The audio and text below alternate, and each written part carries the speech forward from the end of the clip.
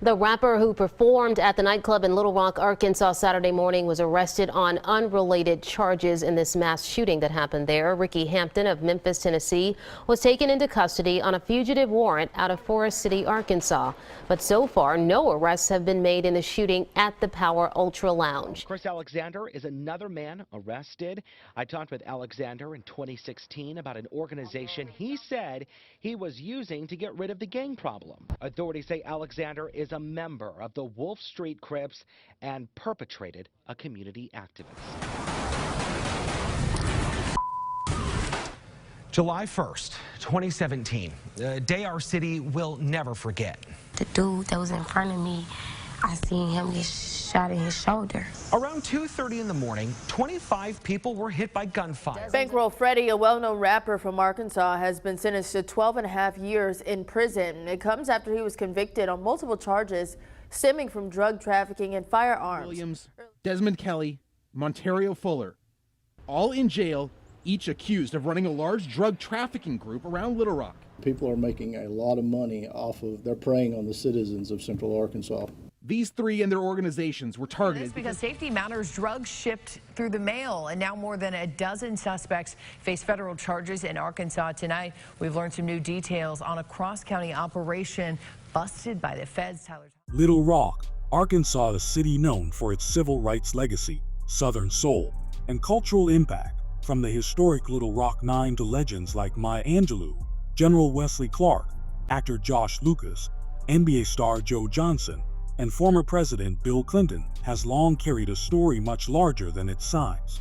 But behind the landmarks, riverfront skyline, and music scene, investigators say Little Rock has also battled an undercurrent of violent gang activity, drug trafficking networks, and some of the most aggressive federal crackdowns in the South. For decades, Little Rock has struggled with neighborhood crews evolving into fully organized criminal networks, from the Wolf Street Crips and Monroe Gang to Real Hustlers Inc., Highland Park Pyrus, Murder Gang, EBK, and the Lodi Murder Mall. As shootings, drug trafficking, and retaliatory violence escalated, federal agencies stepped in with some of the biggest operations Arkansas has ever seen.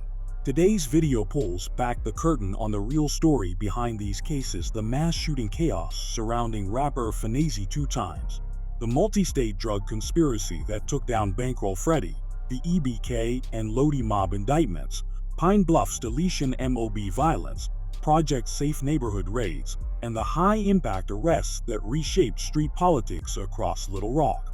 This is the side of Little Rock tourists never see, but detectives fight every single day.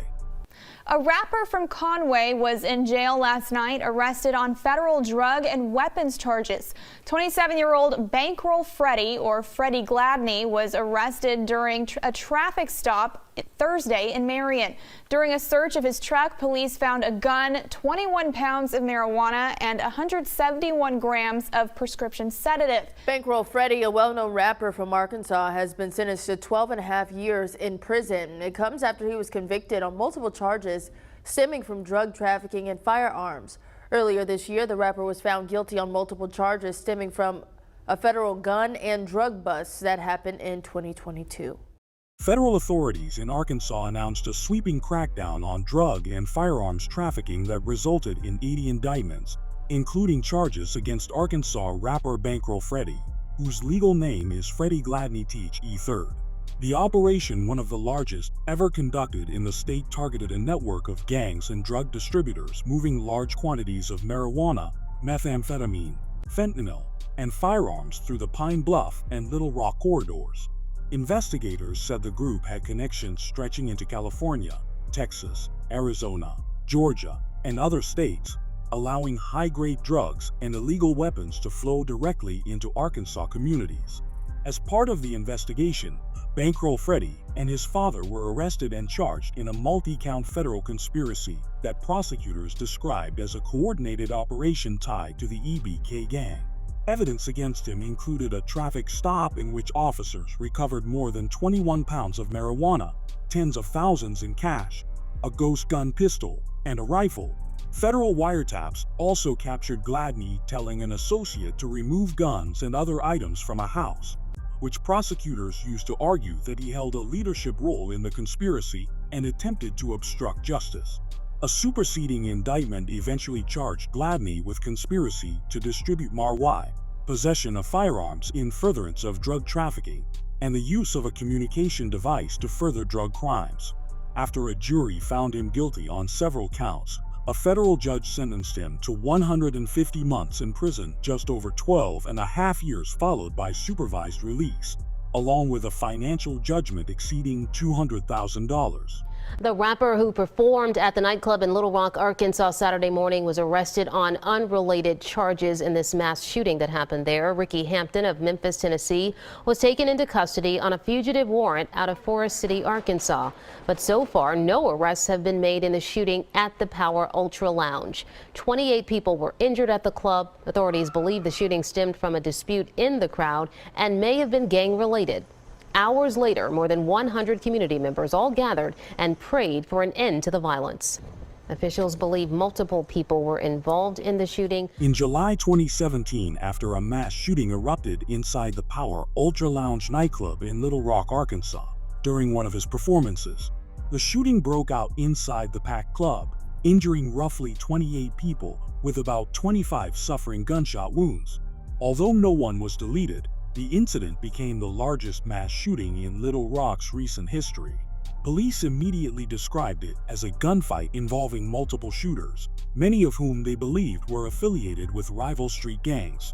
Even though Hampton was performing at the time, law enforcement clarified that he was not accused of pulling the trigger. However, investigators believe tensions inside the club were connected to disputes involving individuals associated with Hampton's entourage. Because of this, he was labeled a person of interest, and federal agents wanted to question him about what he knew regarding the gunman and the lead up to the violence. The day after the shooting, federal agents, including located Hampton in Birmingham, Alabama, and arrested him. The arrest, however, was not for the nightclub shooting. Instead, he was taken into custody on outstanding warrants from an earlier case in Forest City, Arkansas. Those warrants included aggravated assault with a gun, stemming from an incident where Hampton was accused of pointing a firearm at a club employee during an altercation weeks earlier. During the arrest, authorities recovered several firearms from Hampton's vehicle, including multiple handguns and at least one rifle. Because gunfire from the Little Rock nightclub shooting involved high-caliber weapons, investigators sent the seized guns for ballistic testing. They later reported that none of the firearms recovered from Hampton's car matched the shell casings found inside the club. As the legal process continued, federal prosecutors shifted focus to Hampton's status as a convicted felon. Before rising to fame as a rapper, Hampton had served time in Tennessee for aggravated robbery, completing 6 years of an 8-year sentence before being released in 2016. Under federal law, his possession of firearms during his 2017 arrest constituted a major offense. In 2018, Hampton pled guilty in federal court to felon in possession of a firearm, and he was sentenced to 5 years in federal prison. While the nightclub shooting itself resulted in dozens of injuries and widespread public outrage, no evidence ever emerged proving Hampton planned, encouraged, or participated in the attack. Law enforcement ultimately concluded he did not fire any shots, though they maintained that elements of the chaos were tied to disputes involving individuals around him. Since serving his sentence, Hampton returned to music and publicly discussing how prison time changed his perspective. Still, the 2017 nightclub shooting remains one of the most high-profile events linked to his early career, marking a turning point in how he was viewed by authorities, the public, and the music industry. This video captured a police officer talking about the Mohammeds after the 2017 mass shooting in downtown Little Rock. Bilal Johns Mohammed was arrested Thursday. He's half-brothers to NFL star Darren McFadden. That's my blood. Bilal's 21-year-old son was also busted. We found at least 7 occasions where Mohammed family members or their homes have been victim to gunfire. The Democrat-Gazette reports Robert Turpin, also arrested Thursday, was shot in March of 2017. Nearly every suspect in this project has been in trouble with the law at one point. Demetric Williams was one of 2 gunshot victims at a home on West 11th Street last year. The Arkansas Times reports Donovan Winnington was interviewed about a 2013 homicide and released without any charges filed.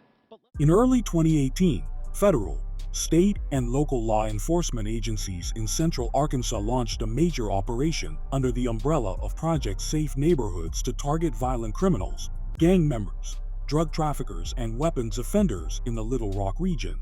The effort was prompted in part by a marked uptick in aggravated assaults and shootings in Little Rock, including a mass shooting in July 2017 when dozens of people were wounded at a nightclub. In this coordinated wave of enforcement, authorities unsealed indictments charging dozens of suspects with a wide range of federal offenses. On one key day, more than 250 law enforcement officers across multiple agencies simultaneously executed arrest warrants and search warrants. 21 people were arrested immediately. The charges covered gun trafficking, felons in possession of firearms, drug distribution conspiracies involving Kohler, meth, H, and Mary, and gang-related violence. A prominent aspect of the operation related to gang enforcement. Mediation of intelligence identified 2 local gang sets, one affiliated with the Bloods and one with the Crips, that investigators said had been operating in Little Rock for years, running drug houses, committing robberies, and retaliatory shootings. These gang members were among those indicted. The operation also leveraged wiretaps, cell phone data, GPS tracking, and cooperative intelligence to build cases against the organization, giving federal prosecutors the kind of evidence typically needed for high-level charges. We have a few wars on the street, but we're trying to get them solved on the streets because the police are not solving. Chris Alexander is another man arrested. I talked with Alexander in 2016 about an organization he said he was using to get rid of the gang problem. But they live by a different code on the streets. On the streets, they live by something different. Authorities say Alexander is a member of the Wolf Street Crips and perpetrated a community activist. Alexander's 14-year-old son, Sincere, was shot and killed at an apartment complex Alexander's last year. story is one of sharp contradiction. A man who publicly positioned himself as a reformed gang member and community activist, yet privately operated a sizable drug and weapons operation. At 42 years old, Alexander was well known in parts of Little Rock for speaking to youth about staying away from gangs, violence, and the streets. But behind the scenes, federal investigators say he was moving large quantities of Mary and stockpiling firearms, all while presenting himself as a mentor trying to stop the very lifestyle he once lived. According to investigators, the case began unfolding in 2017 after the FBI's GET Rock Task Force and the Little Rock Police Department began monitoring Alexander as part of a broader crackdown on gun violence and drug trafficking. During the investigation, a confidential informant purchased a full pound of marijuana directly from Alexander, definitively confirming he was engaged in large-scale distribution. For federal agents, it was evidence that he wasn't running a small personal operation, he was part of the supply chain. Months later, on September 8, 2017, officers moved in to execute an arrest warrant. When they located Alexander, they discovered multiple rifles and an additional 8 pounds of Mary in his possession.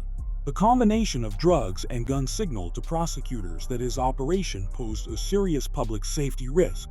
At sentencing, officials emphasized that guns and drug trafficking go hand in hand, and that armed dealers contribute heavily to the violence Little Rock has struggled with in recent years.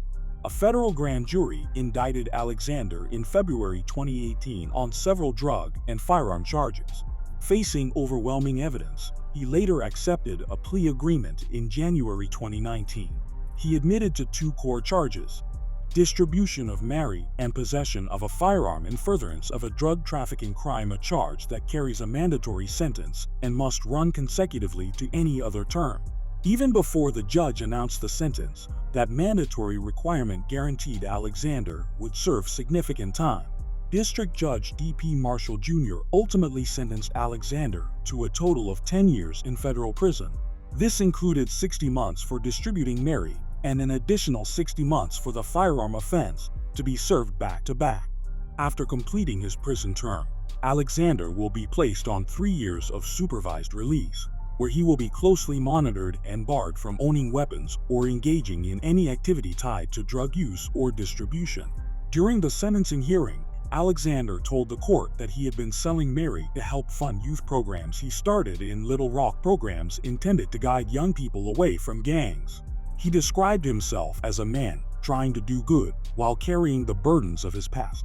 But prosecutors argued that regardless of intention, armed drug trafficking undermines public safety, fuels street violence, and contradicts any claim of community leadership. Clifton Williams, Desmond Kelly, Montario Fuller, all in jail, each accused of running a large drug trafficking group around Little Rock. People are making a lot of money off of, they're preying on the citizens of Central Arkansas. At the end of separate investigations running the last year and a half, prosecutors brought charges against 49 different people. Federal and local law enforcement officials in Little Rock announced one of the largest drug trafficking takedowns in recent Arkansas history after a sweeping, multi-agency investigation dismantled 3 major narcotics organizations responsible for pumping massive quantities of various drugs into Central Arkansas. The investigation targeted 3 leaders identified as Montario Fuller, Desmond Kelly, and Clifton Williams, individuals authorities say controlled independent but equally dangerous networks responsible for distributing staggering amounts of illicit drugs across the region. Officials noted that these operations were not street-level dealers, but full-scale trafficking groups operating in a coordinated fashion, using runners, stash houses, drug couriers, and firearms to protect their operations. During the 18-month investigation, officers uncovered evidence linking Williams' organization to at least 2 fatal overdoses. As the investigation progressed, agents from multiple agencies conducted surveillance, executed controlled buys, tracked supply chains, and seized loads of drugs crossing county and state lines. Authorities also revealed that Desmond Kelly's drug distribution ring had ties to the Highland Park Pyru set, a gang suspected of involvement in several violent crimes in the area. This connection indicated that drug trafficking activity was intertwined with gang operations and street violence, making the dismantling of these organizations even more critical for community safety. Investigators noted that many of the suspects had prior criminal histories, including gun offenses, robberies, and violent assaults, and that removing them from the street would likely prevent additional harm. Operation Mad Hatter details a drug bust fueled by a group of fed-up federal investigators. There is a cost to engaging in this sort of activity. A new indictment reveals startling drug stats tallied after a months-long investigation across Central Arkansas. DEA Special Agent Justin King said a lot of it was funneled via snail mail. So far, 15 people have been arrested, 4 more are wanted.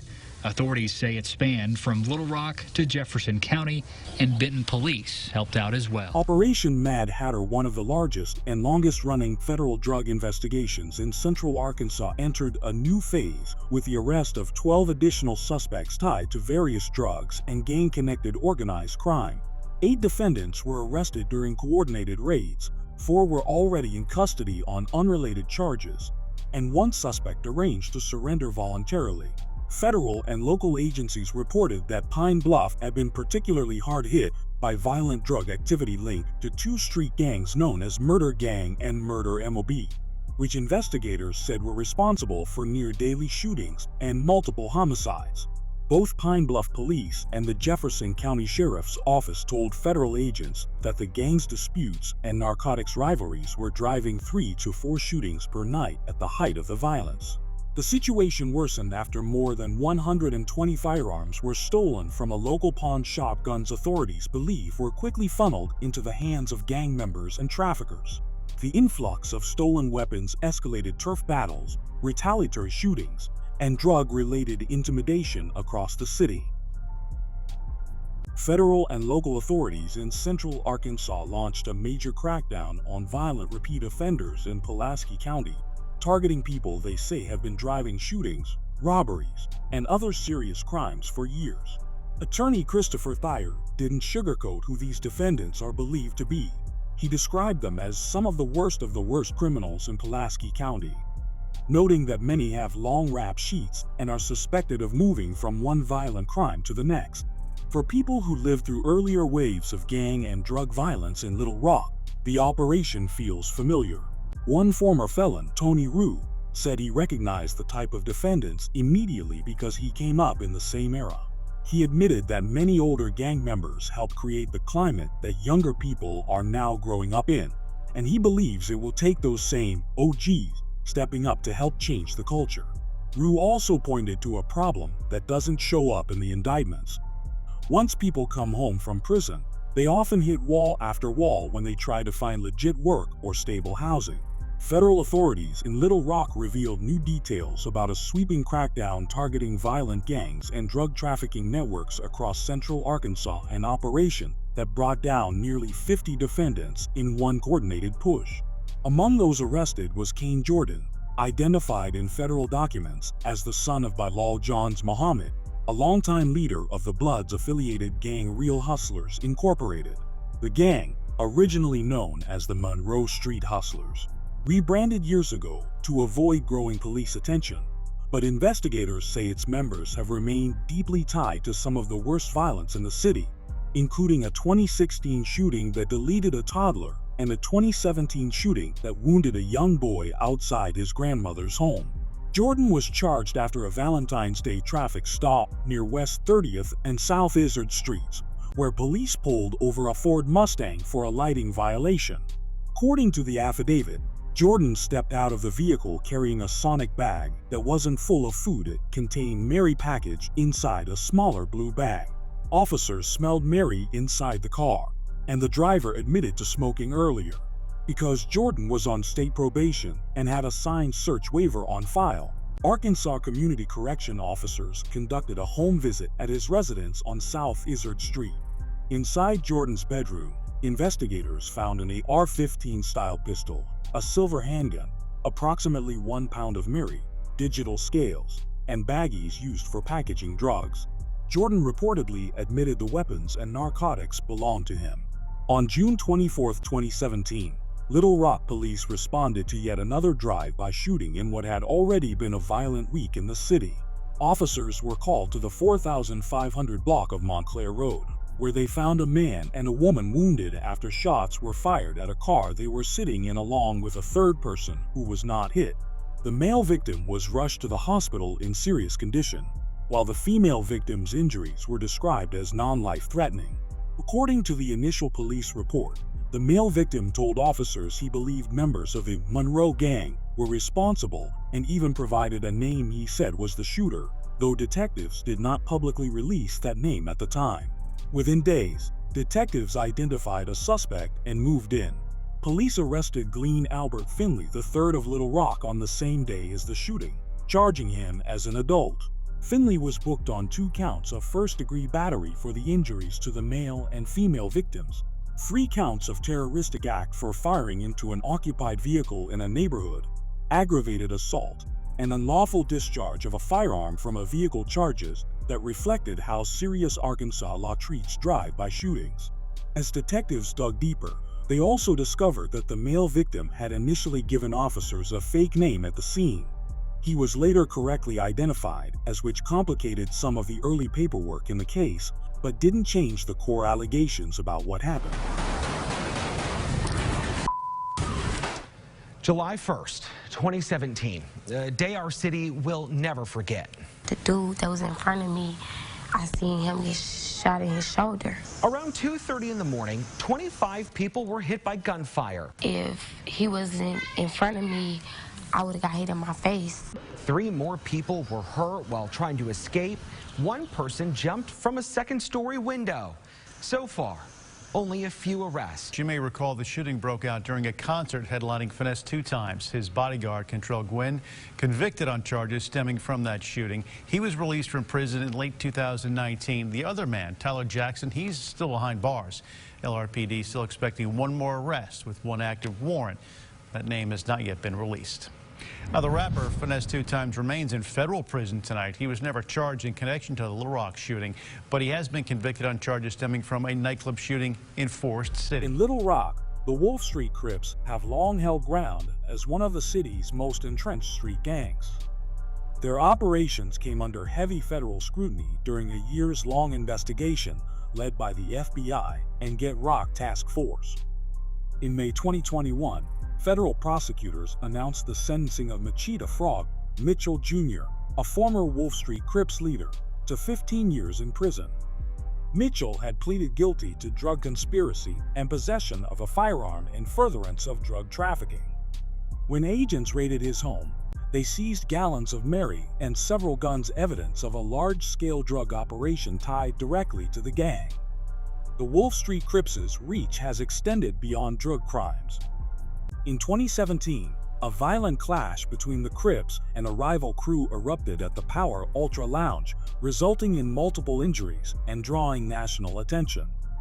That incident triggered a sweeping 2018 crackdown that led to nearly 50 indictments against members of both the Bloods and Crips in the Little Rock area. Federal and local authorities say dismantling drug networks like those tied to the Wolf Street Crips remains a top priority in the state's broader fight against organized gang violence. From nightclub shootouts to Finley pipelines, from teenage gunmen to federal RICO-style indictments, the cases unfolding across Little Rock and Pine Bluff reveal a city caught between its historic identity and its modern challenges. But with massive federal takedowns, multi-agency raids, gang-targeted investigations, and long prison sentences, law enforcement says they're finally pushing back against the violence that has haunted the community for years. And through each arrest, whether EBK, Lodi Mob, the Monroe Gang, the Pi Rouge, or Real Hustlers Inc., the message grows louder. The streets may evolve, but so does the response. As Little Rock continues to confront its most dangerous offenders, residents hope each operation is another step toward reclaiming the neighborhoods, rewriting the narrative, and building a safer future for the generations growing up next.